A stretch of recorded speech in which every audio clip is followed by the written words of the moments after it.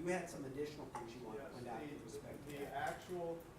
The issue that you brought up, which is perfectly valid, is the influence that just the fact that he may have to criticize what Jones is recommending to go into the RFP would influence his ability to evaluate the the considerations that are going into the RFP, and that would prevent him quite possibly from being able to make the decision and make the criticisms that are based on the merits of the items that were going to go into the RFP. So in very definitely, anybody who is a student and working for a professor does not want to cross that professor. It's just, anybody who's been through that knows very careful well. navigation. Yeah, and so, and that was,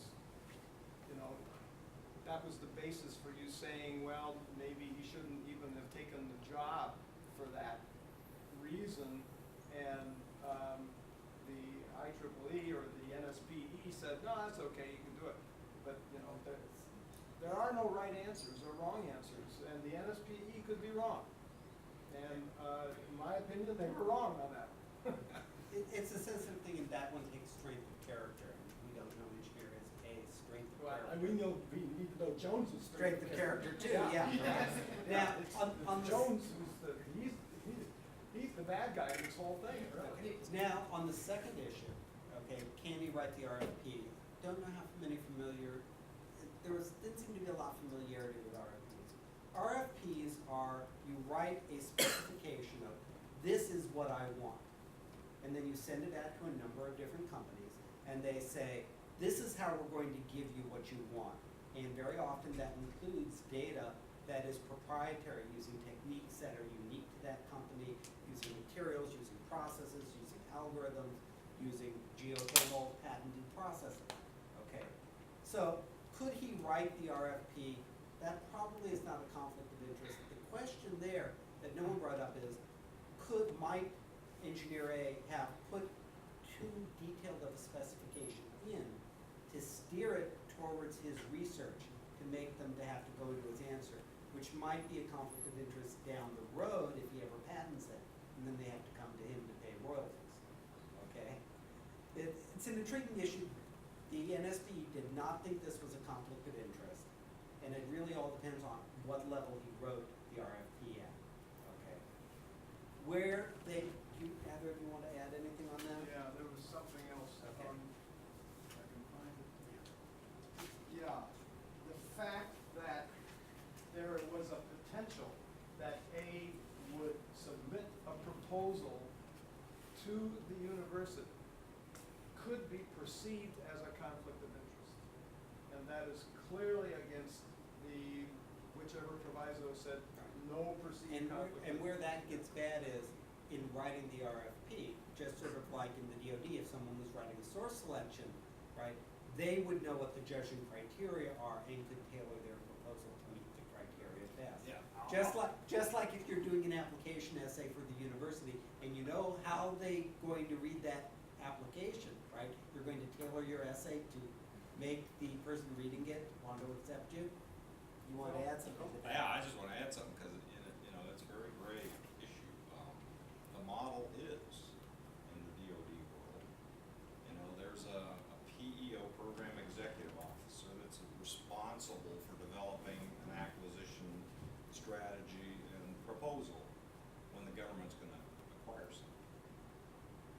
The people that work for him are the ones that are going to write that proposal. So, there's opportunity there for that boss to influence those proposal writers, but, that's the way we operate. So it's not great. You can look at it at one side, but you can also look at it, hey, that's the way we are organized. The boss is boss in many situations. And where there was a clear conflict of interest, where there was a clear problem, which no one quite picked up on, was in number 3. And the problem, yes, he might have submitted a proposal, but it never said that he would. The biggest problem was he was going to be accessing data of all the people who are submitting that are competitors, and then going back to his company potentially with knowledge from This is why if you ever work on source selections, right, you have to go through special courses to be handling source-sensitive selection material, and you have to keep things separate so that one company does not learn what another company is bidding, and it never goes back to someone who's working in the same field. And the companies that can do that, like who I work for, are in a very special position because we are trusted, and we don't ever compete against another company because of that. And this is No. why it doesn't matter whether A submits a proposal or not. That's irrelevant.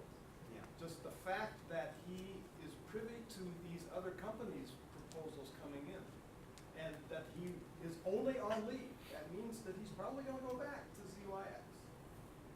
And he's gonna carry all that information with him. That's the Okay. issue, Okay. not the And- fact that he's gonna submit or not. And Irrelevant. so you can see why the same data group got the right answer, but for the wrong reason. But the other group had some good reasoning in it and good presentation, but didn't quite get the right answers. If that is Okay. At least according to. If- Yeah, at least if according to there is a right NSBE, answer. and that's why we were Yeah. so conflicted and why we sort of figured the best solution was to do the Solomon approach and come up with a tie. Yeah, I'm gonna submit that to the headquarters, hopefully they accept that. Okay.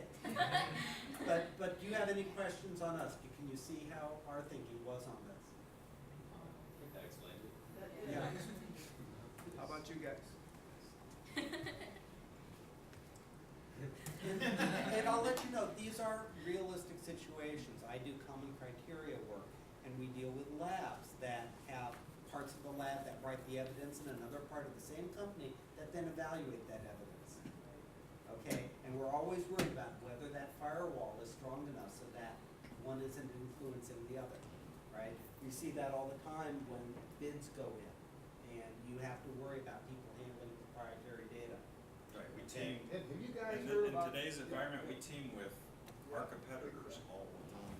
And so we have to write and agree to proprietary information agreements, we have to build firewalls so that, engineer A can't work and see this, and engineer B's working on that and see that, it's So the real world something is you really have to fuzzy. be aware of. Yeah, Have you heard anything about the tanker proposal? The whole Boeing tanker Yeah, thing the with tanker thing, no, the air tankers? you know? Darlene Druin. And, right, exactly. But, it was decided, they put out the RFP, two companies, I think it was maybe two. It was that- Boeing Boeing and, and Lockheed, and, right? no, it was Boeing Northrop. Yeah, Boeing and Northrop. and Northrop was And they teaming with proposed, Airbus. and they made a decision, and they chose Northrop, and Boeing basically sued, and they caused the Air Force to rescind the award, and they re-competed the thing. And, it was a total fiasco. All these companies, they spend millions of dollars going through the proposal process and everything else and submitting it. And so this proposal stuff is it is deadly serious, Hundreds of millions of dollars depend on it, and that's why this stuff is so important. It's really important stuff. You've gotta do it right. So you mentioned that the government, when it's Lockheed sends out the RFP and Lockheed also competes. No, with- the government sends out the RFP. The government sends out our team, but we'll team with Northrop Grumman on that particular Right. competition. And then they'll compete with Because Northrop we- Grumman on we another find a company. good, yeah, On we another- may be competing with Boeing, Yeah, and then it right. might be reversed. So we're going to put out another increment of a GPS satellite. We say, these are the specifications we want. Who can build it best? And the competitors come in, and someone might be stronger on cost, but another one might be more expensive but stronger technically. And you have to decide, how do I judge all the various factors? And there are whole scoring criteria that you have to follow to the letter and document your rationale, because if anyone protests, you have to be able to technically justify your reasons. Thank you